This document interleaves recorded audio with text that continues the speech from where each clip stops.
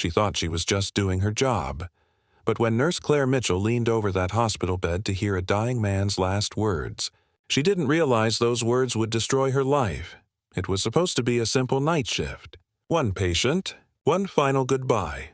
But the moment he grabbed her wrist and whispered, "Promise me you'll deliver this letter," everything changed. She tried to follow protocol.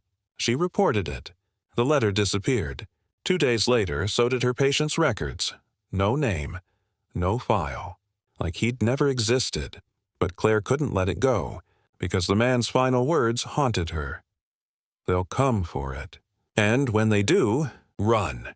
At first, she thought it was the delirium talking, until strange cars started parking across the street, until her phone began recording itself, until someone from inside the hospital warned her to stop asking questions.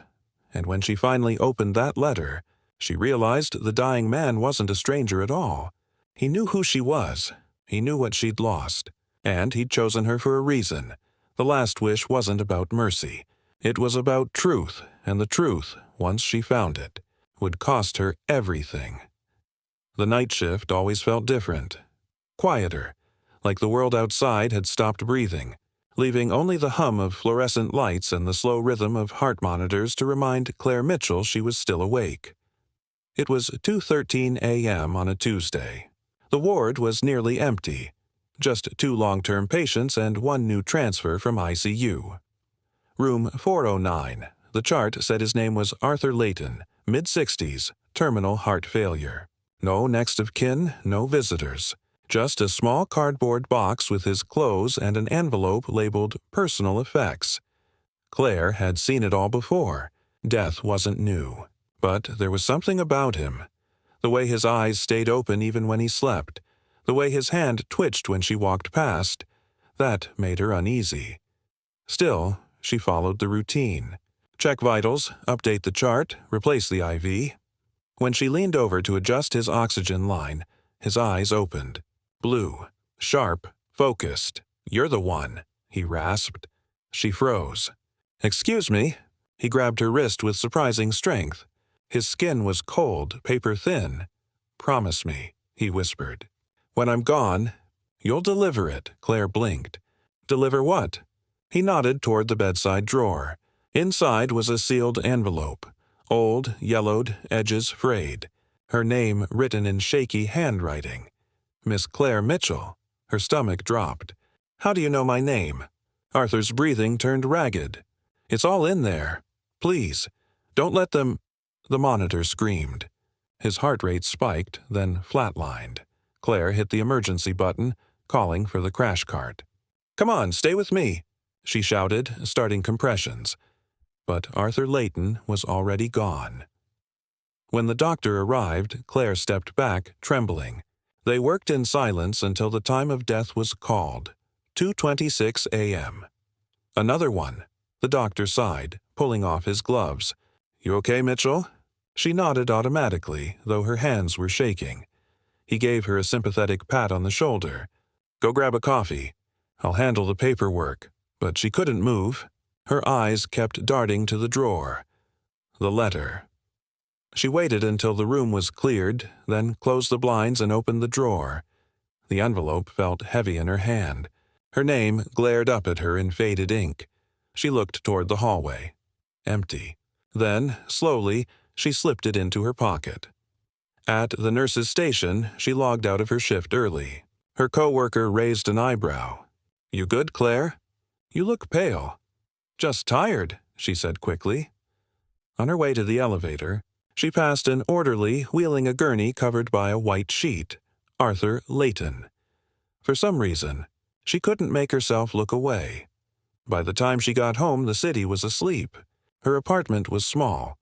2 rooms, the kind of place you rented when you were trying not to think about the past. She dropped her bag on the couch, sat in the dark, and took out the envelope. The seal was unbroken. The handwriting, elegant but shaky. She hesitated, then tore it open. Inside was a single folded letter and an old photograph. The photo was of a man in uniform standing beside a woman holding a child. The woman looked familiar. It took her a moment to realize why. It was her mother, Her breath caught. She flipped the photo over. On the back was a note. "You deserve to know who he really was." She unfolded the letter. "Claire, if you're reading this, I'm already gone. You don't know me, but I knew your mother. She wasn't supposed to die the way she did. I tried to tell the truth, but they buried it. Like they buried her case. I have the evidence they missed. It's hidden where she used to take you as a child. The lake, under the bench with her initials. Don't trust anyone from the hospital. Especially Dr. Reeves. He's part of it. Once you find it, don't stop. No matter what they say." Claire read it twice. Then again, her pulse thundered in her ears. Her mother had died 20 years ago. Car accident, that's what she'd been told. No foul play. No questions asked, but Arthur Layton's letter said otherwise. And Dr. Reeves? That was her supervisor. She barely slept. By morning, she'd convinced herself it was a mistake. Maybe the ramblings of a dying man. Patients said strange things under medication all the time. But when she got to work, the unease returned. Room 409 was spotless. Too spotless. The chart was gone. The box of personal effects? Gone. Even his nameplate had been removed from the door. She found Dr. Reeves at the nurse's station. "Hey, what happened to Mr. Layton's file? I can't find it in the system." He didn't look up from his clipboard. "Layton? You must mean patient 409. He was a hospice transfer. Records were incomplete." "No, I entered the chart myself. It was all there last night," Reeves smiled thinly. "Sometimes the system auto-purges inactive profiles. Nothing to worry about." His tone made her stomach twist. "Right," she said. "Nothing to worry about." As she turned away, she caught him watching her, too intently. At lunch, she called the records department. "I'm looking for an archived patient. Arthur Layton, admitted yesterday." The clerk tapped keys. "No such patient in the database." "That's impossible." "Sorry, ma'am. No record under that name or ID number." Click, the line went dead. That night she drove to Lake Merrow, the one her mother used to take her to. The air was cold, the water black and still. The wooden benches along the shore were warped with age. She walked the perimeter, scanning each bench until she found it, carved initials. MM. Her hands trembled as she knelt down and reached underneath. Nothing. Then her fingers brushed something taped to the underside, a small waterproof box.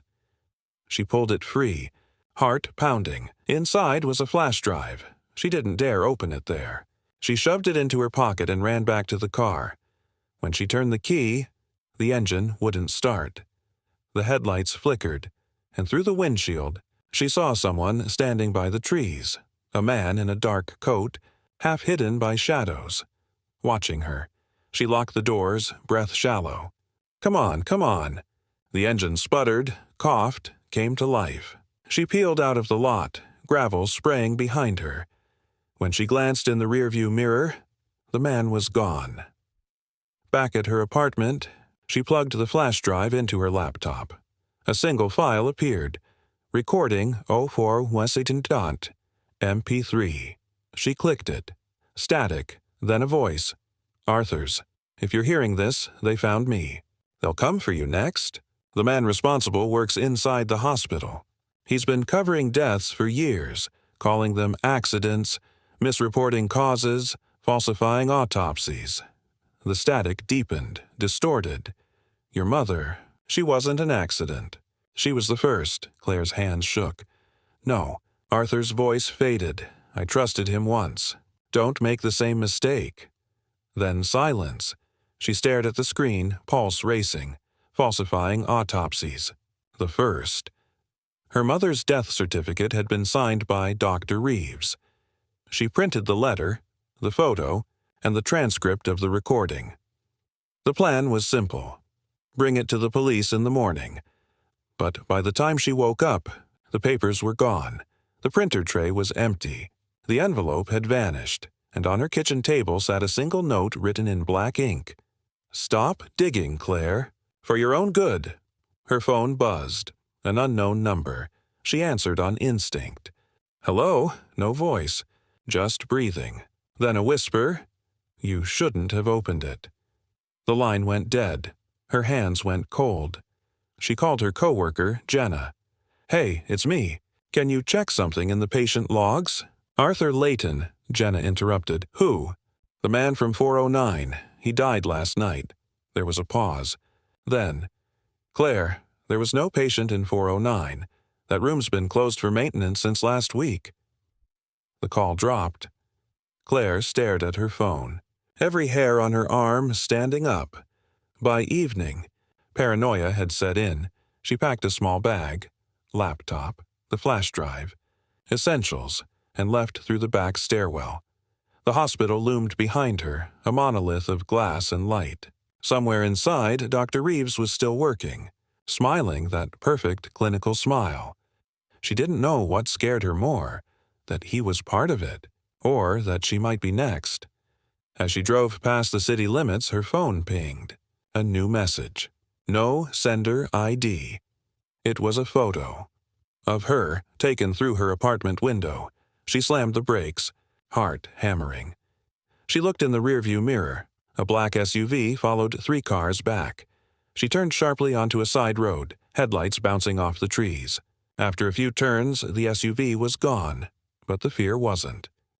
Wallpaper peeling. She locked the door, set the flash drive on the table, and opened her laptop again. This time, she noticed something new on the drive. A folder that hadn't been there before. Videos, Escher Archive. She clicked it. Dozens of time-stamped clips appeared, labeled with patient names. The first few were ordinary. Surgery logs, patient interviews. Then the names started repeating. Same patients, same faces, different dates, until one video froze her blood. M. Mitchell, 06-21-03, her mother. She clicked play. The footage showed her mother lying in a hospital bed, eyes half open. A monitor beeped softly beside her. Dr. Reeves stood over her, clipboard in hand. He said something she couldn't hear. Then he injected a syringe into her IV. Her mother's monitor spiked, then flatlined. Claire gasped, covering her mouth. On the screen, Reeves calmly pressed a button on the monitor. The flatline disappeared. A steady beep resumed, falsified in real time. Then he looked into the camera and said, "End of observation." The video ended. Claire sat frozen, tears streaming down her face. It wasn't an accident. It was murder. She backed up the file to a cloud drive, shaking uncontrollably. The motel lights flickered. Someone knocked on the door. 3 short knocks. She held her breath. Claire. A voice called softly. Jenna, her coworker. Claire exhaled in relief and opened the door. But Jenna wasn't alone. Behind her stood Dr. Reeves. Before Claire could react, he shoved the door open and stepped inside. "Where is it?" he demanded. Claire backed away. "Stay away from me," Reeves motioned to Jenna. "Check the bag." "Jenna?" Claire pleaded. "What's going on?" Jenna wouldn't meet her eyes. "I'm sorry, Claire. You don't understand. They'll kill us both if we don't." Reeves cut her off. "Where's the drive?" Claire's mind raced. The laptop. She lunged toward the table, but Reeves grabbed her arm, twisting it behind her back. "You should have left it alone." Pain shot through her shoulder. "You killed her," she hissed. He smirked. "Collateral damage. Your mother knew too much, and now you do too."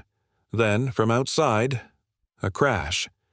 Headlights swept through the window. Reeves turned toward the sound.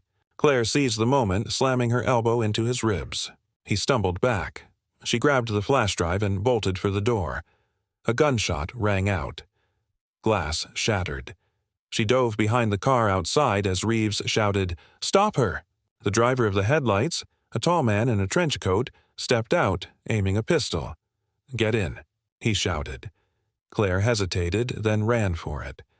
The man floored the accelerator before she even shut the door. As they sped down the dark highway, Claire gasped. "Who are you?" He glanced at her briefly. Someone who used to work for them. For Reeves? For Arthur Layton. The car sped down the highway like a bullet through fog, the sound of rain slamming against the windshield drowning out the pounding of Claire's heart. The man driving didn't look at her. His eyes stayed locked on the road ahead, jaw tight, hand steady on the wheel. "Name's Daniel," he said finally, voice low, gravelly. "I worked with Arthur Layton before everything went to hell." Claire stared at him, disoriented, trying to catch her breath. "You're the man from the trees," she whispered. He didn't deny it. "You were being watched. I was making sure they didn't reach you first." Her voice trembled. "Who are they?" Daniel's expression didn't change. "The same people who killed your mother. The same ones Reeves works for." The name hit like a knife. She turned toward the window, city lights fading behind them. "Arthur said Reeves was part of it," she said. "He didn't tell me how deep it went." Daniel exhaled. "Deep enough that the hospital's just a front.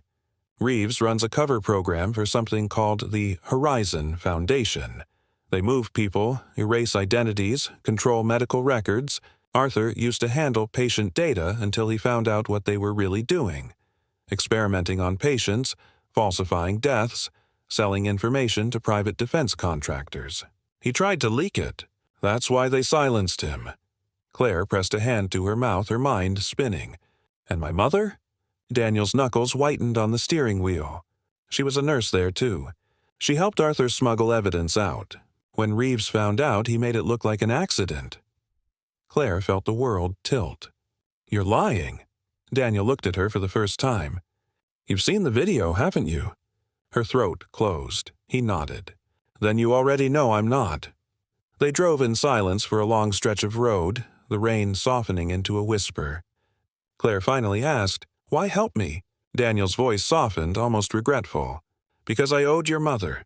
And because Arthur made me promise that if anything happened to him, I'd find you." The words landed heavy between them. She looked down at the flash drive still clenched in her fist. Arthur said the evidence was incomplete, that there was more. "There is," Daniel said, "and it's hidden somewhere only you can get to." "Why me?" "Because your mother made sure of it."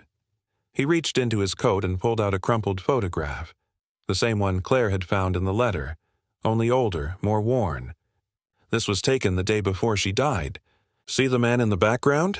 Claire leaned closer. Behind her, smiling mother, stood a tall man in uniform. Younger, clean-shaven, unmistakably Dr. Reeves. Her pulse quickened. "He was there." Daniel nodded. "He was the last person she saw alive." Claire's mind reeled. The pieces were aligning. The missing records, the erased files, the fake death certificates. But the bigger picture still made no sense. "Where are we going?" she asked. "Arthur had a safe house outside of town," Daniel said. He kept copies of everything he found. "If we can get there before Reeves' men do, we'll know the rest." The drive stretched on through endless trees and empty roads. The headlights carved through mist, revealing nothing but darkness. Claire's nerves buzzed with every sound. The creak of the car, the hiss of tires, the hum of the engine. Around 3 a.m., they turned down a gravel road lined with tall pines.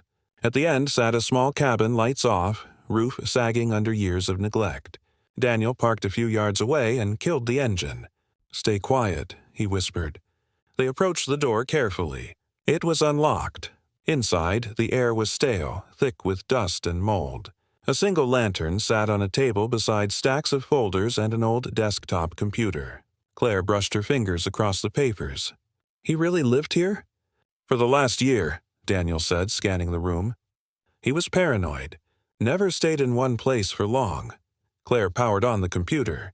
It whirred to life slowly, the old monitor flickering. Daniel kept watch by the window. On the screen, a single folder appeared. Horizon, all logs. Claire clicked it open. Inside were hundreds of files, dates spanning over 20 years. But one stood out. Case final.pdf. She opened it. The file was encrypted. "I need a password," she muttered. Daniel turned. "Try her initials." She typed nothing. Then she tried her mother's birthday. Still nothing. "It's locked," she said, frustrated. Daniel frowned. "Arthur wouldn't make it easy." As she searched for clues, a low rumble sounded outside, the crunch of tires on gravel. Daniel's head snapped toward the window. "They found us!" Claire's heart jumped. "Who?" "Reeves's men. We've got maybe a minute." He moved fast, grabbing the hard drive from the tower and shoving it into his bag. "Take this." He tossed her a small flash drive. "It's a key file. Arthur told me it decrypts something. I don't know what, but it's tied to your mother." The sound of car doors slamming outside made Claire's blood run cold. Shadows moved past the window. "Back door," Daniel whispered. They slipped out into the rain-soaked woods, feet crunching on leaves. Flashlights cut through the trees behind them. "Spread out!" a voice shouted. Claire stumbled over a root. Daniel caught her arm, pulling her along. They ran until they reached a clearing. Ahead was a river, wide and black. "We can't cross that," Claire said. "We don't have to." Daniel pointed to an old utility tunnel half hidden by vines. "Go!" They crawled inside just as the men reached the tree line. Bullets pinged off the tunnel's edge. The darkness swallowed them whole. The tunnel smelled of rust and water. Claire's hands shook as they crawled deeper. "This leads to the old rail line," Daniel said. "Once we're clear, we'll regroup." But halfway through, a deafening crack echoed behind them. An explosion. The entrance collapsed, dust filling the air. "They're sealing it!" Claire screamed. "Keep moving!" Daniel shouted, dragging her forward. They crawled for what felt like forever until a faint light appeared ahead. When they finally emerged, they were on the edge of an abandoned rail yard. Rain poured down in sheets. Claire collapsed onto the gravel, gasping for air. Daniel scanned the horizon. "We're clear. For now." Claire looked up, soaked, shaking. "What do they want from me?"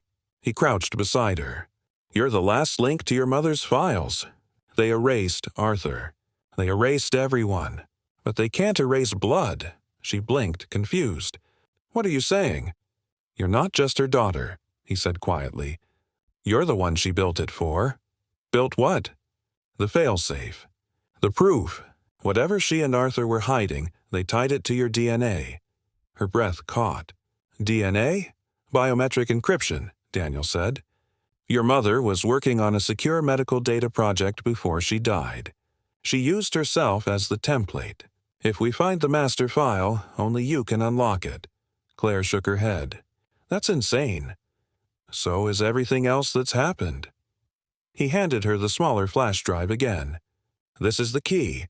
Protect it." She closed her hand around it. "And what about you?" "I'll lead them away," he said. "They'll track the explosion. You get to the city, find someone named Dr. Fiona Cross. She worked with your mother before Reeves took over. She'll know what to do." Claire grabbed his arm. "You'll get killed." He smiled faintly. "Wouldn't be the first time I tried." She wanted to argue, but headlights appeared in the distance. More cars, more men. Daniel pressed a pistol into her hand. "You remember how to shoot?" "I'm a nurse, not a soldier." "Tonight you're both." He turned and ran toward the noise, disappearing into the storm. Claire crouched low, heart pounding, then sprinted toward the tracks. The flash drive burned cold in her palm, her mother's initials engraved faintly on its side. She didn't look back. Not when the gunfire started. Not when the rain drowned the sound of her own sobbing. Not even when she saw the explosion light up the woods behind her. She just kept running. Hours later, she reached the outskirts of the city again. Dawn crept across the skyline, weak and gray. Her clothes were soaked, her shoes ruined, her body aching. But she was alive. And in her pocket, the key that could expose everything Reeves had built still pulsed like a heartbeat. She found an internet cafe near the train station and slipped inside. The few customers there barely looked up. She plugged the drive into a public terminal and waited. The screen flickered. A message appeared. "Access files. DNA verification required." She stared at it, stunned. Daniel had been right. The system wanted a sample, a fingerprint or blood trace. Her reflection on the screen looked ghostly in the flickering light. She pressed her thumb to the sensor pad beside the keyboard. The system beeped, then unlocked. Lines of data appeared. Dates, patient logs, classified reports, and one name at the top, her mother's research. She scrolled down, reading fragments aloud. Genetic mapping. Neural memory retention. Subject MM01 terminated. Her pulse quickened. Terminated. The log detailed an experiment, transferring memory data from one human subject to another. They were using patients as test subjects, she whispered. But then she saw it, a final entry, added after her mother's death. Subject reassigned. C. Mitchell, her own name. Her breath caught. They had tested on her. She scrolled down to a final note, time-stamped 1 week before Arthur's death. Subject unaware of origin. DNA key will awaken memory sequence upon exposure. Her hand flew to her chest. Oh my God! The monitor suddenly went black. A voice behind her said, "You shouldn't have done that." Claire spun around. Dr. Reeves stood at the back of the cafe, drenched from the rain, a gun in his hand, and a cold smile on his lips. "You really should have stayed a nurse." Time froze. Claire's mind went blank, her pulse a roar in her ears. Dr. Reeves stood in the doorway of the dim cafe, rain dripping from his coat, gun aimed directly at her chest. The morning light filtered weakly through the windows, cutting across the floor like fractured glass. "Step away from the computer," he said calmly. His tone was surgical, controlled, the same voice he used when discussing vitals on rounds. But there was something else now. A calm, lethal certainty. Claire slowly raised her hands. "Why? So you can erase me too?" Reeves smirked. "Erase you? No, you're far too valuable for that." He gestured toward the monitor. "Step away." She did, moving just enough to keep her eyes on him. "You killed my mother," she said. "You killed Arthur. And you're not walking away this time." Reeves tilted his head, amused. "You think you know the story? You've seen fragments. A recording, a few files, nothing more. Your mother was brilliant but reckless. She opened a door she couldn't close. And you, Claire, you were her test subject." The words hit like ice water. "She wouldn't," Claire whispered. Reeves chuckled softly. "She did. Not willingly, perhaps, but she was desperate. The Horizon Foundation promised to save lives, to rewrite memory, cure degenerative diseases. She believed them. We all did. But when she realized what they were really doing, it was too late." He stepped closer. "You were 5 when it began. The first prototype. Subject Seraphine." Claire shook her head. "No." He smiled coldly. "You don't remember, do you? That's the point. The memory suppression worked. She wiped your mind, hid the code inside your genome. Every patient, every test, every file from Horizon, all encrypted into you. That's why Arthur sent you the letter. You weren't chosen. You were programmed." Her knees nearly buckled. The room tilted, nausea rising. "You're lying." Reeves's smile vanished. "Do I look like a man who needs to lie? Everything your mother built was designed around one premise: genetic data transfer. Neural mapping through DNA. But her final version, you, was unstable. You were never supposed to wake up." Claire's hands trembled. "So that's what this is about? You want what's inside me?" "I don't want it," Reeves said softly. "I need it. Horizon's funding collapsed after your mother's death. But I kept the program alive. Quiet, efficient. You're the last piece. Once I extract the data, we can rebuild what she started. Without the sentiment." He aimed the gun lower. "You've always been more valuable alive." Claire's mind raced. She glanced toward the counter. A coffee pot, a napkin holder, and behind it, a reflection in the chrome, someone moving outside. Reeves noticed her hesitation, half turning just as the cafe door exploded inward. Daniel. He hit Reeves like a freight train, sending the gun skittering across the floor. "Run!" he shouted. Claire dove behind a table as Reeves swung wildly. The 2 men crashed into the counter, shattering glass and splintering wood. Reeves grabbed a knife, slashing across Daniel's arm. Daniel grunted, blood spattering the floor, but drove his knee into Reeves's gut. "Claire!" Daniel yelled. "The drive. Get it out." She scrambled toward the terminal, ripping the flash drive free just as Reeves slammed Daniel against the wall. Claire grabbed the fallen gun, hands shaking. "Stop!" Reeves froze, breathing hard, eyes blazing. "You won't shoot me." "You're not her." Something inside Claire snapped. "No," she said, voice trembling. "I'm not her. I'm worse." She pulled the trigger. The shot cracked through the cafe, deafening. Reeves staggered, clutching his shoulder, eyes wide with shock. Daniel grabbed her wrist. "Go!" They ran through the back exit into the alley, rain pouring down. Reeves' voice echoed behind them. "You can't hide from what you are." They didn't stop until they reached Daniel's car, parked crooked near the dumpsters. He slid behind the wheel, grimacing as he pressed a hand to his bleeding arm. "You shouldn't have come back," Claire said, tears cutting through the rain on her face. "I wasn't going to let him finish what he started," Daniel said. He looked at her, pain flickering in his eyes. "You got the key?" She held up the drive. "Yeah, but Reeves said something about genetic memory, about me being—" "Some kind of experiment," Daniel's jaw tightened. "He's not wrong." She turned to him, disbelief and horror colliding. "You knew?" "I knew part of it," Daniel said. "Arthur told me there was a subject tied to the Seraphine project. I didn't know it was you until last night. He thought your mother was encrypting patient data. Turns out she was encrypting herself. And you." Claire's voice broke. "You should have told me." I didn't want to believe it. The car skidded onto the main road. Claire gripped the dash, her mind spinning. "So what now?" "We find Dr. Fiona Cross," Daniel said. "Reeves mentioned her once. Said she walked away before Horizon went underground. If anyone knows how to get the rest of that data out safely, it's her. And if she doesn't, then we make sure no one else ever does." They drove until the city disappeared behind them.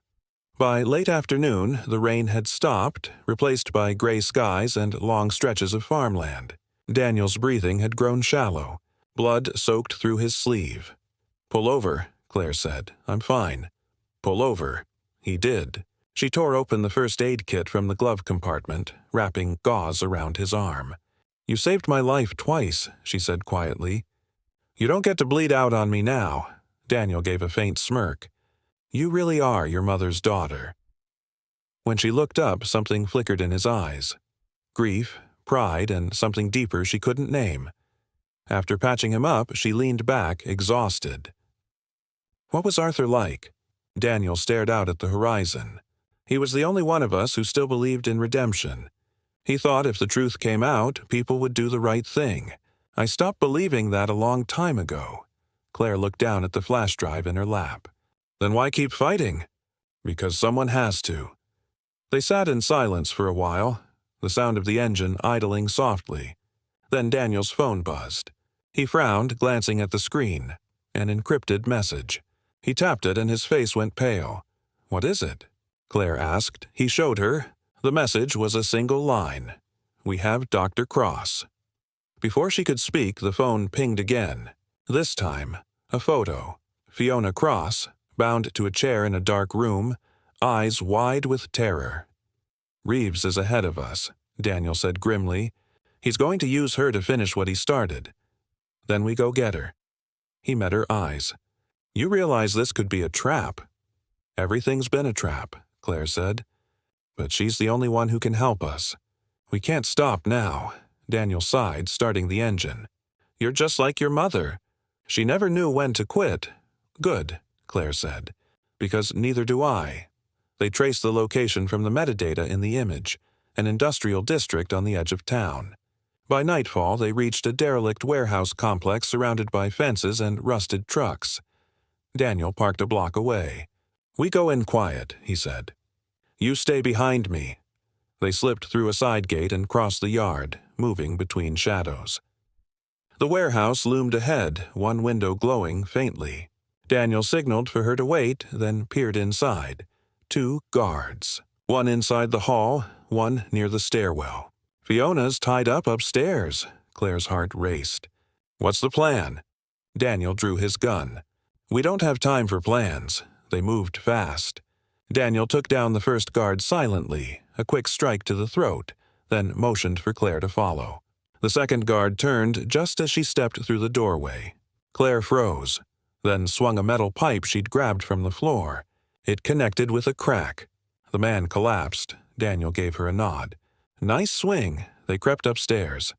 From the landing, Claire saw Fiona, a woman in her 50s, disheveled, blood on her lip, hands bound to the chair.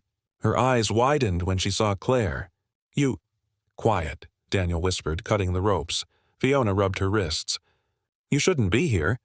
They'll be back. Reeves? Claire asked. Fiona nodded. He's not working alone anymore. Horizon isn't dead. It's evolved. They call themselves the Ascendants now. Reeves is just one of many. Claire's blood ran cold. What do they want with me? Fiona's gaze softened. You're the archive, dear. The Seraphine Project wasn't about saving memories. It was about preserving minds. Your mother's, specifically. She uploaded herself into you. The world stopped. Claire stumbled back, shaking her head. No, it's true, Fiona said gently. When she realized they'd kill her, she used you as a living vault. Her consciousness, her research, everything, locked in your genome. That's why Reeves can't kill you. He needs you alive to extract her. Daniel swore under his breath. So she's, what, inside her? In fragments, Fiona said. But they're dormant. The flash drive she carries, that's the activation key. Once used, the sequences begin to unravel, and her mother's memories will merge with hers. Claire's voice broke. If I use it, what happens to me? Fiona hesitated. It could overwrite you completely. Before Claire could respond, gunfire shattered the window. Reeves's voice boomed from outside. End of the line, Claire. Daniel shoved Fiona toward the back door. Go! They ran down the stairwell as bullets tore through the walls. Outside, black SUVs surrounded the building, men fanning out. Reeves's voice came through a loudspeaker. You can't run forever.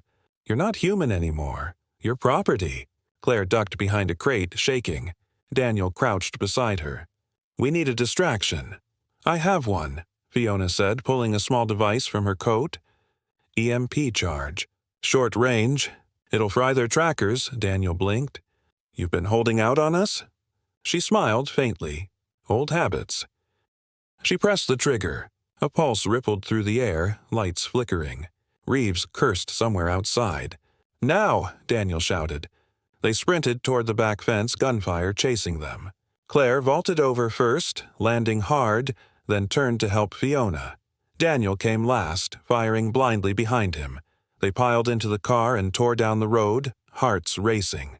Reeves's men followed, but their radios crackled with static, their GPS dead. After 10 minutes, Daniel pulled onto a dirt path and killed the lights. The night was silent except for their ragged breathing. Claire clutched the flash drive. If what you said is true, she told Fiona, then there's only one way to end this. I use it, Fiona shook her head. If you activate it, you might not survive. I can't keep running, Claire said. If my mother's inside me, then she deserves to finish what she started. Even if it kills me, Daniel grabbed her hand. We'll find another way. But Claire's eyes were steady now, resolute. You said I was her failsafe. Maybe that's what I was made for. She looked out the window at the dark horizon, the flash drive glinting in her palm. Tomorrow, this ends. Morning came in streaks of gray and gold, slicing through the clouds like slow-moving fire. Claire stood by the edge of the safe house window, staring at the flash drive in her hand. The world outside was quiet. Too quiet. The kind of silence that meant the storm hadn't ended, only paused.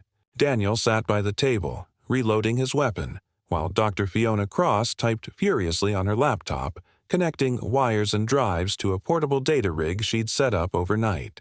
Once you plug that in, Fiona said softly, there's no going back. The Seraphine key will unlock the dormant memory sequences in your neural DNA. It'll start the reconstruction process, your mother's mind reawakening inside yours. Claire turned to her. And if I don't? Fiona hesitated. Then Reeves wins. He'll keep hunting you until he extracts what's inside you by force. Either way, this ends with you. Daniel looked up from the gun. You don't have to do this alone, Claire smiled faintly. I was never alone. Not really. She looked at the flash drive, the faint engraving on its metal casing. MM. Her mother's initials. Her hands trembled as she walked to the laptop. Fiona took a breath. When you insert it, you'll feel changes. Flashes, memories that aren't yours. Don't fight them. Let them settle. Claire nodded. If I change, you won't, Fiona interrupted, voice tight. You'll remember. Daniel moved closer. We'll be right here. Claire slid the drive into the port. For a second, nothing happened. Then the laptop screen flared white. The lights flickered. A low hum filled the room, vibrating through the walls. Claire gasped, grabbing her head as a sharp pain sliced through her skull. Images flashed behind her eyes. Hospital corridors, her mother's face, syringes, screaming patients, files stamped classified. She stumbled backward, hitting the wall. Her heartbeat thundered in her ears. I see it, she whispered. I see everything. Fiona's fingers flew across the keyboard. The neural interface is activating. Her brainwave patterns are syncing with the memory data. Daniel caught her as she swayed. Claire! Her eyes snapped open, but they weren't her eyes anymore. The pupils glowed faintly gold. When she spoke, her voice was layered, hers and someone else's. Daniel. It's been a long time. Daniel froze. No, Fiona looked up sharply. That's not Claire. That's Margaret Mitchell, the voice finished. Hello, Daniel. The room went still, Daniel's jaw clenched. Margaret, you're inside her. The woman, or whatever Claire had become, tilted her head, her expression both familiar and foreign. You kept your promise, she said softly. You protected her. Daniel stepped back, torn between disbelief and awe. I buried you 20 years ago. You buried my body, Margaret said. Not my mind. Not my work. Fiona's hands trembled as she watched the data spike across the screen. The Seraphine algorithm's running perfectly. The merge is stabilizing. Claire's voice surfaced, weak but audible. What's happening to me? Margaret's tone softened, overlapping with hers. Shh, sweetheart. It's okay. I'm here. Claire gritted her teeth. You're not supposed to be. I had to protect you, Margaret said. They would have killed you if they knew what you carried. So I hid the truth where no one would find it, inside you. Daniel stepped forward. And Reeves? Why kill you if you were on his side? Margaret's face hardened. I wasn't. Horizon was supposed to save lives. But Reeves saw potential for profit. Human consciousness as currency. He sold the data to the Ascendants. When I found out, I tried to shut it down. He made sure I never could. Claire's hands trembled. You used me. Margaret's expression softened again. I saved you. No, Claire snapped. You stole my life. Everything I am. It's you. Margaret's voice wavered, guilt threading through it. You are more than me. You're everything I couldn't be, Fiona whispered. The merge is reaching 90%. If we don't interrupt it soon. A loud crash cut her off. The front door exploded inward. Armed men flooded the room, Reeves at their head, his shoulders still bandaged from the cafe. Step away from her, he shouted. Now! Daniel raised his gun, but Reeves fired first. The bullet grazed Daniel's leg, sending him to one knee. I told you, Hale, Reeves sneered. You should have stayed dead. Fiona dove behind the desk. He'll kill her. Reeves aimed at the laptop. I don't need her alive if I can still retrieve the data. Margaret, or Claire, stepped forward. Her eyes blazed gold. You can't control what you don't understand. Reeves's face twisted. You're just a copy, Margaret. A ghost clinging to meat. Margaret smiled faintly. Then let me haunt you properly. The lights shattered. A pulse of energy rippled through the room, knocking Reeves' men backward. Sparks burst from the laptop, screens flickering with cascading code. Fiona shielded her face. What is she doing? The neural network's overloading, Daniel shouted. She's fighting him, with the system itself. Reeves staggered to his feet, firing blindly. One bullet struck the data rig, another tore through the wall. Stop her! He screamed. Margaret moved like lightning. She grabbed Reeves by the collar, forcing him against the wall. Her voice echoed, two tones in one. You ruined everything we built. You turned healing into torture. You made monsters, Reeves choked, gasping. And you made gods, Margaret's hand tightened. Then meet yours. there was a flash, bright, searing. The computer exploded, glass and fire filling the room. Daniel tackled Fiona to the ground as the world blew apart in a scream of metal and smoke. When the dust settled, the house was half gone. Flames licked the walls, smoke curling toward the ceiling. Daniel coughed, pulling himself up. "Claire!" Through the haze, he saw her, standing amid the wreckage, alive, eyes flickering between gold and blue. Reeves lay motionless at her feet. Fiona staggered to her side. "Claire, can you hear me?" Her gaze shifted between them, dazed. "It's both of us," she whispered. "I can hear her." Fiona looked horrified. The merge didn't stop. "You're sharing the same consciousness." Claire pressed a hand to her head. "She's showing me things. Files, faces, names. There's more. So much more," Daniel steadied her. "We have to move. This place will be crawling with Ascendant reinforcements soon." But Claire didn't move.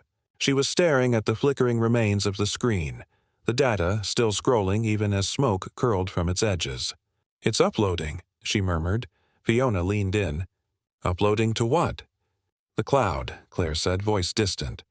"My mother made a backup protocol. The truth is being broadcast everywhere. Hospitals, news networks, servers, Reeves's crimes, Horizon's experiments, all of it." Daniel's eyes widened. "You did it," Claire nodded slowly. "No, she did." A tear slipped down her cheek. "She's fading," Margaret's voice echoed faintly in her mind. "You finished what I started. I'm proud of you." Then the gold in her eyes dimmed, leaving only blue. Claire collapsed into Daniel's arms. Fiona checked her pulse. "She's alive, but weak. Her systems overloaded." Daniel lifted her gently. "We need to get her out of here." They stumbled out into the cold morning light as sirens wailed in the distance. Behind them, the safe house burned, smoke curling into the sky like a signal, or a warning. By the time they reached the edge of the forest, Claire stirred. "Is it over?" Daniel looked at the rising smoke. "For Reeves, yes. For us, I don't know." Fiona adjusted her glasses, watching the distant fire. "The Ascendants won't stop. Reeves was just one head of the Hydra." Claire sat up, weak but defiant. "Then we cut off the rest." Daniel looked at her, half smiling. "That's a big job for a nurse." She smiled faintly back. "Then it's good I'm not just a nurse anymore." They watched as emergency lights flashed in the distance. For a long moment, no one spoke. Then Daniel said quietly, "What happens now?" Claire looked at the flash drive, now melted from the explosion, the engraved initials still faintly visible. "Now we start again. The world deserves the truth, even if it's ugly." Fiona exhaled. "What about what's left inside you?" Claire hesitated. "She's still there, a whisper. But she's quiet now." She looked at the horizon, dawn breaking fully. Maybe she finally got her peace. Daniel put a hand on her shoulder. "And you?" She met his eyes. "I don't know. But I'm still standing. That's a start." They turned and walked toward the rising sun, leaving the ruins and the ghosts behind. But as the camera would pull back, the screen of Fiona's still-running laptop would flicker one last time. A single line of code appeared on the charred display. Seraphine, O2. Activation pending. Somewhere far away, in another facility, another monitor came online. A new file opened automatically. A woman's voice, Margaret's, whispered faintly through the speakers, "You can't kill an idea." Then static. Some stories end when the smoke clears. But this one, it's just beginning. Claire Mitchell thought she'd buried her ghosts. Her mother, her badge, her past. But you can't bury truth. It has a way of clawing its way back up through the ashes. The Seraphine files went public that morning. News anchors called it the biggest medical conspiracy of the decade. Hospitals shut down overnight. The Horizon Foundation collapsed. And somewhere hidden in the chaos, new names surfaced. Scientists, officers, politicians, all tied to a project that was never supposed to exist. But the data didn't stop spreading. It multiplied, replicated, and one fragment of code, Seraphine So2, stayed alive. They say the internet never forgets, and neither do ghosts. Claire's trying to start over now. A new name, a quiet life. But the whispers are back. Emails with no sender, files that appear on her phone, dreams that aren't hers.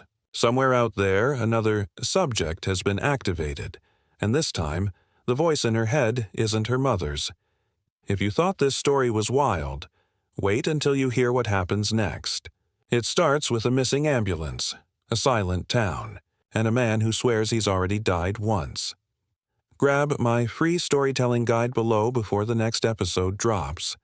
I'll show you exactly how I build stories like this, full of emotion, suspense, and twists that hit like a punch, because next time, we're going deeper, and not everyone's coming back.